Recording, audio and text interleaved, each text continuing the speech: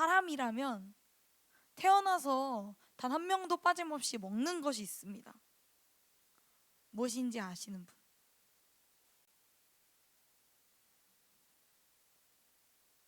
누가 김치라고 하더라고요. 바로 나이입니다. 사람이라면 모두가 나이 제육쌤 왜 그렇게 웃으세요? 사람이라면 모든 사람이 점점 나이가 들어가요. 부모님이 언제부터인지 저한테 자꾸 물어보시는 거예요. 쟤 아빠 머리가 좀 많이 하얘지지 않았니? 쟤 아빠 정수리에 머리 좀 빠지는 것 같지 않니? 엄마 이마에 주름이 좀 많아지지 않았니? 엄마 얼굴에 검버섯 올라오는 것 같지 않니? 제가 보기에는 그냥 비슷한 것 같은데 말이죠. 그리고 나이가 들면 머리가 빠지고 흰머리 나고 뭐 검버섯 좀 올라오고 주름 지는 건 당연한 일이잖아요. 그래서 저는 이게 극티 무조건 모먼트를 발휘해서 아 당연한 걸 나이가 들면 당연히 그렇게 되지 뭘 마음 아파해 이렇게 얘기했는데요. 최근에 이 손이 굉장히 건조하고 뻣뻣한 거예요. 옛날에는 손이 미끌거리는 게 싫어가지고 핸드크림 바르는 걸 싫어했는데 핸드크림이 없이도 분명히 손이 촉촉하고 부드러웠는데 요즘에는 굉장히 건조하고 뻣뻣하더라고요.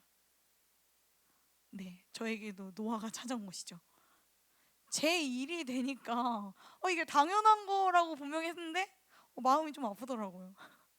나이를 먹고 있다는 것이 생생하게 피부로 다가오니까 이게 꽤 유쾌하지는 않더라고요. 이렇게 나이를 먹는다는 것은 썩 유쾌한 일만은 아닌 것 같습니다.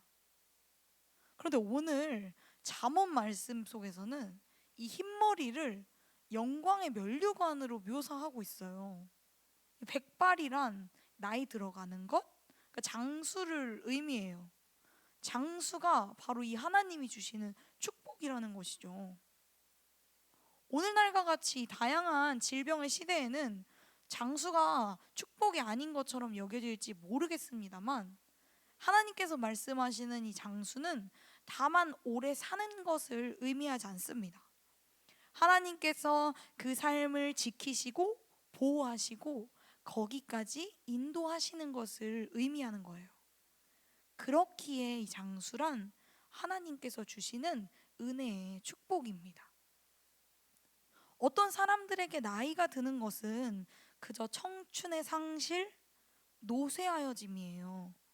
그러나 여러분, 우리의 나이가 들어감은 청춘의 상실과 연로하여짐이 아닌 우리를 지키시고 보호하시고 인도하시는 하나님의 은혜인 줄을 아시는 여러분들 되시기를 바랍니다. 근데 본문 31절은 이 축복에 대해서 이렇게 이야기하고 있어요. 백발은 영화의 면류관이라 공의로운 길에서 얻으리라.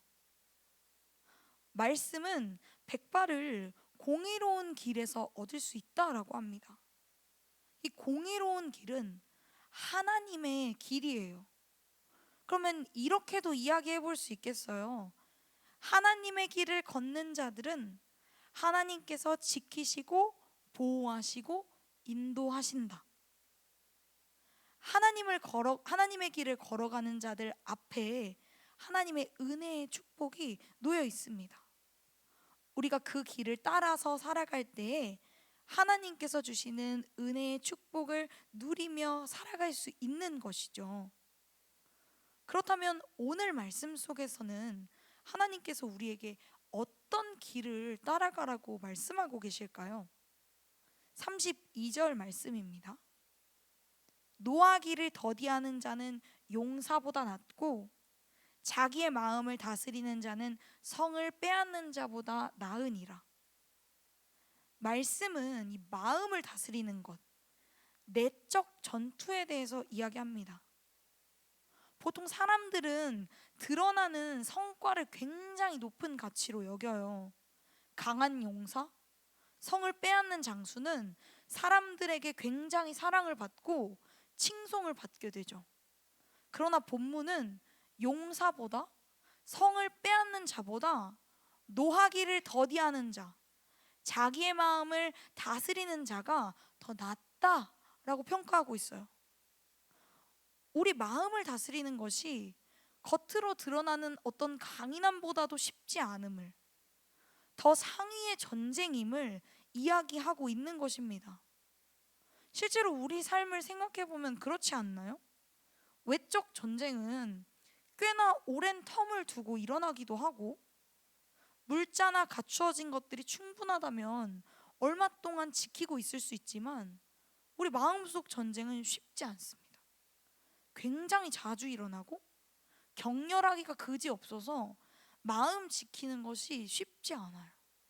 말씀을 듣고 읽으면서 이제 이렇게 살아야지 하고, 밤에 잠자리에 누울 때 나 진짜 내일부터는 저렇게 살아야지 하고서는 뒤돌아서면 즉시 우리 마음을 무너뜨리는 일들이 생깁니다. 그 즉시로 우리 마음 지키기 어려운 일들이 발생해서 마음이 꺾이고 맙니다. 전도사님 가족도 주일 예배 직전에 그렇게 많이 싸워요. 그렇다면 우리가 이 내적 전투 가운데 어떻게 해야 승리할 수 있을까요? 어떻게 해야 우리의 마음을 잘 지킬 수 있을까요? 빌립보서 2장 5절을 통해서 하나님께서 우리에게 말씀하십니다. 너희 안에 이 마음을 품으라. 곧 그리스도 예수의 마음이니. 하나님께서는 우리 내적 전투의 승리를 위해서 그리스도 예수의 마음을 품으라고 이야기하십니다. 우리가 이 내적 전투 가운데 우리 마음을 잘 지키기 위해서는, 그리고 더 나아가 마침내 승리를 거머쥐기 위해서는 예수 그리스도의 마음을 품어야 한다라는 것입니다. 그렇다면 이 예수 그리스도의 마음이란 과연 어떤 마음일까요? 그는 근본 하나님의 본체시나 하나님과 동등됨을 취할 것으로 여기지 아니하시고, 오히려 자기를 비워 종의 형체를 가지사 사람들과 같이 되셨고, 사람의 모양으로 나타나사 자기를 낮추시고 죽기까지 복종하셨으니 곧 십자가에 죽으심이라. 예수 그리스도의 마음이란 겸손의 마음, 비움의 마음, 죽기까지 복종하는 마음입니다. 요한복음 1장 1절에서는 이렇게 말씀하신 바 있어요. 태초에 말씀이 계시니라. 이 말씀이 하나님과 함께 계셨으니 이 말씀은 곧 하나님이시라. 여기서 말씀하시는 이 말씀은 바로 예수님입니다. 예수님께서는 이 태초, 아무것도 지어지지 않았을 때 오직 하나님의 영만이 수면 위를 운행하고 계셨을 때 하나님과 함께 계시며 하나님 그 자체셨어요. 그러나 겸손의 마음으로 하나님과 동등됨을 취할 것으로 여기지 아니하시고, 당연히 취해야 할 그 자리를 겸손의 마음으로 당연히 여기지 않으셨어요. 당연히 받아 마땅한 그 자리를 받기 마다하셨습니다. 왜 그러셨을까요? 그리고 하나님과 함께 하시며 하나님 그 자체이셨던 예수님께서 이제는 친히 자기를 비우사 종의 형체를 가지십니다. 우리 최근에 계속해서 종에 대해서 나눴잖아요. 종이란 자신을 주장할 수 없는 자리예요. 주인의 것을 주장하며 완전히 주인에게, 주인 아래에 속한 것이 바로 종입니다. 그런데 놀랍게도 이 하나님이신 분이, 가장 높으신 자리에 있었던 분이 겸손하다 못해 스스로를 비워 하나님의 종의 자리로 친히 내려오신 것이에요. 사람들과 같이 되는 이 낮은 자리로 친히 내려오신 것이에요. 왜 그러셨을까요? 이뿐이게요? 사람의 모양으로 나타나사 하나님께 복종하기까지 하십니다. 하나님의 법에 완전히 복종하세요. 얼마나요? 죽기까지. 죽기까지 그 모든 하나님의 말씀에 복종해내십니다.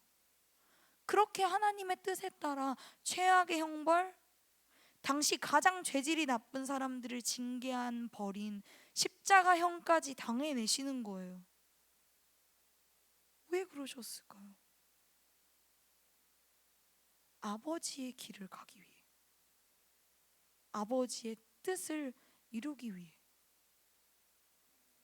아버지의 뜻이 이루어지는 것이 자신의 기쁨이셨기 때문이에요. 여러분, 이것이 바로 그리스도 예수의 마음입니다. 그 겸손하고 비워내고 죽기까지 순종하시는 마음이 어때요? 이것은 적당히가 아니에요. 그런 척이 아니에요. 얼마나 높은 자리에서 얼마나 낮은 자리까지 떨어지셨는지, 얼마나 가치 있으셨던 분이 가장 밑바닥까지 처박히셨는지를 여러분들 좀 아시겠어요? 근데 오늘 말씀은 우리에게 우리 내적 전쟁 가운데 그리스도 예수의 마음을 가지기를, 그리스도 예수의 마음으로 살아가기를, 그리스도 예수의 마음으로 싸워내기를 권면하고 있습니다. 너희도 세상 속에서 이렇게 싸우라고 이야기하고 있어요. 세상은 악착스럽게 온 힘을 다하고 수단과 방법을 가리지 말고 더 높아지라고 이야기합니다. 그러나 하나님께서는 말씀을 통해서 우리에게 낮아지라고 이야기하세요. 비워내고 죽기까지 복종하는 그리스도 예수의 마음을 품고 살아가라고 이야기하세요. 이것이 바로 내적 전투 가운데 승리하는 놀라운 비결이라고 하십니다. 이 마음을 지켜 살아가는 것이 용사보다도, 성을 빼앗는 자보다도 더 낫다라고 이야기하십니다. 어떻게 이것이 말이 될 수 있을까요? 어떻게 낮아지고 지는 것이 승리가 되나요? 그러나 여러분, 예수 그리스도께서 겸손하게 비워내시고 낮아지시고 죽기까지 순종하심을 통하여 온갖 조롱과 멸시와 비방을 받으심을 통하여 어떤 일이 이루어졌는지 우리 생각해 봅시다. 우리에게 생명이 주어졌어요. 영원하고 진정한 승리를 이루셨습니다. 죽기까지 순종하셨더니 우리가 생명을 얻게 되었고, 그뿐 아니라 하나님께서 예수 그리스도를 다시 살리셨어요. 가장 낮은 자리로 내려오셨던 예수님을 이제 다시 하나님의 우편 그 영광의 자리 가운데 앉히셨습니다. 사랑하는 여러분, 하나님께서는 주를 위하여 낮아지는 자를 높이 드시고 주로 인하여 눈물 흘리는 자의 눈물을 닦아주시는 분이심을 믿으시기를 바랍니다. 그리고 도리어 높아지고자 하시는 자를 낮추시는 분이심을 아시기를 바랍니다. 우리가 겸손함의 자리 가운데 거하는 것, 낮은 자리를 굳이 찾아가는 것, 하나님의 뜻에 대하여 죽기까지 복종하는 것이 다른 사람들 눈에 보기에는 어리석은 일로 보일 수 있어요. 조롱할 만한 거리일 수 있어요. 세상 우스운 일일 수 있죠. 너무 잘 알아요. 지면서 살아간다는 것이, 성격을 죽이면서 살아간다는 것이 참 쉽지 않아요. 굳이 안 맺어도 되는 관계를 내가 애써 맺고 굳이의 행위를 해내는 것이 시간 낭비, 에너지 낭비처럼 보일 수도 있어요. 그러나 우리가 하나님의 길을 따르기 위해 더 낮은 자리로, 구지의 자리로 내려갈 때 하나님께서는 우리를 용사보다도, 성을 빼앗는 자보다도 더 나은 자라 칭하여 주시며 낮음의 자리 가운데 놓인 우리를 마침내 더 영화로운 자리로 높이실 것입니다. 우리가 스스로 높아지려고 애쓰지 않아도 하나님께서 친히 우리를 높이실 것이에요. 하나님께서 하시니 이 모든 일들이 더 완벽하고 온전하게 이루어질 것입니다. 이 일이 어떻게 가능하겠느냐고요. 잠언 16장 33절은 이렇게 이야기합니다. 제비는 사람이 뽑으나 모든 일을 작정하기는 여호와께 있느니라. 여러분, 이것이 매우 중요한 원리예요. 사람이 모든 일을 하는 것 같고 주관하는 것 같으나, 아무렇게 우연히 이 일들이 되어지는 것 같으나, 모든 일의 주권은 하나님께 있습니다. 모든 일의 주권은 하나님께서 가지고 계세요. 그리스도인들만, 예수님 믿는 사람들만 하나님의 주권 아래에 있는 것이 아니라 모든 일, 모든 사람이 하나님의 주권 아래에 있습니다. 하나님께서 그렇기에 친히 이 모든 일들을 이루실 것이에요. 그러나 여전히 예수님의 마음을 선택하는 것이 어려운가요? 여전히 그 일 후에 남게 될 나에 대한 평가와 내 모습, 그리고 내가 그 길을 선택함으로 말미암아 잃게 될 나의 유익이 걱정되시나요? 여러분, 그렇다면 우리 두 눈 딱 감고 말씀 위에 뛰어들어 직접 한번 경험해 보시기를 바랍니다. 성도는 믿음의 크기만큼 하나님의 일하심을 경험하게 됩니다. 전도사님의 인생은 계속 열심을 다해서 사는 인생이었어요. 뭔가를 이루기 위해 더 열심을 다했고, 더 최선을 다했고, 사람이 히스테릭해질 정도로 스스로를 몰아붙였었어요. 예를 들면 실용음악 전공생도 아닌데 한 공연을 위해 성대결절이 올 정도로 연습했어요. 근데 그렇게 살아가다 보니까 드는 생각이요, 엄청 커다란 배를 노저어서 가는 기분. 열심을 다할수록 늘 버겁고 힘들었어요. 그런데 온 힘을 쥐어짜 압박감에 압박감 끝에, 아, 하나님, 저 진짜 이제 못해요. 저 진짜 못하니까 하나님이 알아서 하세요 하면서 제가 움켜쥐고 있던 그 노를 내던지니까요, 포기하고 주님 앞에 엎드렸더니요, 여러분, 배가 모터보트였던 거예요. 모터보트를, 노를 가지고 저어가려고 하고 있었던 것입니다. 주님 앞에 제가 다 내려놓고 뛰어든 순간 갑자기 엔진이 켜지면서 상상할 수도 없는, 해낼 수도 없는 힘으로 배가 나아가더라고요. 여러분, 우리 인생 또한 마찬가지입니다.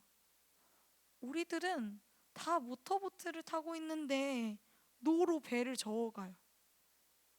사랑하는 여러분, 말씀을 믿고 한번 내던져 보시기를 바랍니다. 하나님께 뛰어들어 보시기를 바랍니다. 낮은 자리, 겸손함의 자리 가운데 가면 호구 소리 듣는 거 아니야? 내가 양보하면서 먼저 다가가고 바보같이 행동해서 공동체에 웃음을 주고 결국 망가지면 나만 호구되고 바보 천치되는 거 아니야? 라는 생각이 들 수 있어요. 그러나 여러분, 먼저 낮아지신 예수님께서 그 자리에 거하시며 우리를 그 자리에 함께 초청하고 계십니다. 그 낮은 자리에서 우리를 향해 손짓하고 계십니다. 얘들아, 같이 동참하자. 얘들아, 내가 이루는 이 일에 같이 동참해보자. 공동체가 살아나고 우리가 살아나고 죽은 것 같은 자들이 살아나는 이 놀라운 역사 가운데 너희가 함께 했으면 좋겠다 라고 우리를 부르고 계십니다. 하나님께서는 결코 우리에게만 할 수 없는 일, 어려운 일을 맡겨두지 않으세요. 가장 먼저 그 일을 이루어내셨고 여전히 그 자리에서 우리와 함께 하시며 우리가 그 일에 동참하기를 요청하고 계십니다. 사랑하는 여러분, 우리 공동체가 낮은 마음, 비워내는 마음, 구지의 마음, 죽기까지 복종하는 마음의 공동체들이 되기를 원합니다. 높은 마음으로 누군가를 평가하고 누군가의 아픔을 아닌 척 즐거워하고 우리끼리의 왕국을 만들어 우리끼리의 즐거움을 누리기보다 우리가 낮아지고 죽어져서 우리의 시선이, 우리의 마음이 가장 낮은 곳, 또 소외된 곳, 어두운 곳 가운데 함께 하여서 더 많은 이들이 함께하게 되는 공동체, 더 많은 이들이 살아나게 되는 공동체가 되기를 원합니다. 우리 사랑하는 고등부 공동체 여러분, 우리가 오늘 말씀을 들었습니다. 우리 공동체가 하나님의 뜻을 따라 예수 그리스도의 마음을 품는 공동체가 되기를 원합니다. 예수님께서 그러셨듯이, 당신이 먼저 그러하셨듯이 우리의 시선과 섬김과 마음이 낮은 곳을 향해 흘러가는 공동체가 되기를 원합니다. 그때 우리의 낮아짐과 죽어짐으로 말미암아 더 많은 생명이 살아나는 역사 가운데 동참하는 우리 공동체가 될 것입니다. 우리 공동체가 살아있는 공동체, 살려내는 공동체, 또 회복시키시는 공동체가 되시기를 예수 그리스도의 이름으로 간절히 소망합니다.